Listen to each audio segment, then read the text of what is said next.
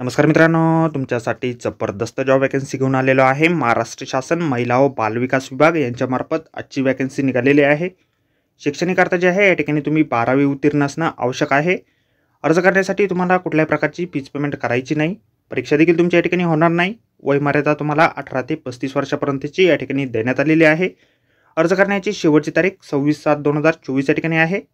अधिक माहिती ज्या मित्रांनो, या ठिकाणी कुठल्या पदांसाठी वॅकन्सी आहे, अर्ज तुम्हाला कशा प्रकारे करायचे आहेत, वेतन या ठिकाणी किती असणार आहे, सर्व माहिती डिटेलमध्ये आपण आजच्या व्हिडिओमध्ये बघणार आहोत। तर व्हिडिओ शेवटपर्यंत नक्कीच बघा। त्याअगोदर मित्रांनो, आपण जर आपल्या रॉयल कॉर्नर यूट्यूब चॅनलवरती जर नवीन असाल तर आपल्या रॉयल कॉर्नर यूट्यूब चॅनलला सबस्क्राईब करावं, बेल आयकॉन दाबायला विसरू नका। असेच नोकरी संदर्भातील नवीन अपडेट्स आपल्याला मिळत राहण्यासाठी। तर सुरू करूया मित्रांनो आजचा व्हिडिओ। तर मित्रांनो, आपण आलेलो आहे महाराष्ट्र शासन महिला व बालविकास विभाग यांच्यामार्फत जे ऑफिशियल नोटिफिकेशन निघालेलं आहे सिंधुदुर्ग आणि रत्नागिरी जिल्ह्यासाठी, त्यावरती आपण आलेलो आहे। तर स्टेप बाय स्टेप सर्व माहिती आपण या ठिकाणी बघणार आहोत। तर या ठिकाणी अंगणवाडी मदतनीस या पदासाठी वॅकन्सीज निघालेल्या आहेत।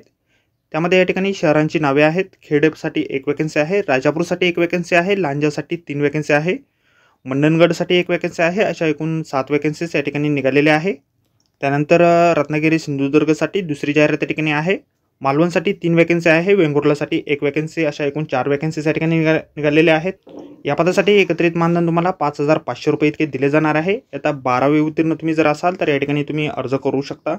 या ठिकाणी कोण अर्ज करू शकतं, तर या ठिकाणी तुम्ही दिलेल्या शहरांमधील रहिवासी असाल तर या ठिकाणी तुम्ही अर्ज करू शकता। वय जे आहे 18 ते 35 वर्षापर्यंतची वयमर्यादा या ठिकाणी आहे।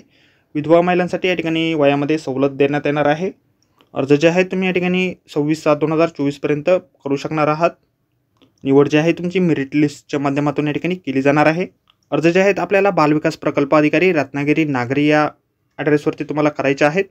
नमुना अर्ज जो आहे आपल्याला जाहिरातीमध्ये अशा प्रकारे दिलेला आहे। जाहिरातीची लिंक आपल्याला व्हिडिओच्या डिस्क्रिप्शनमध्ये दिलेली आहे।